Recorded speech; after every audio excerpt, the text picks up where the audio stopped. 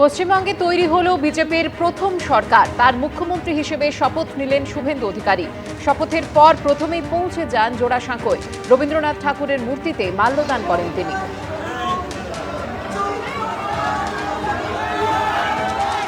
কবিগুরুকে প্রধানমন্ত্রী প্রণাম জানিয়ে মুখ্যমন্ত্রীকে শপথ নেওয়ালেন এবং আমরা দায়িত্বভার নিলাম।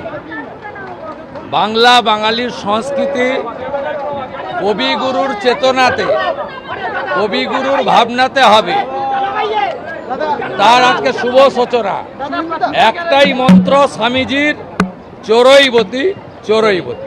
বাংলা বাঙালি, বাংলার সংস্কৃতি কবিগুরুকে বাদ দেওয়া হয় না। তাই রবীন্দ্র জয়ন্তীতে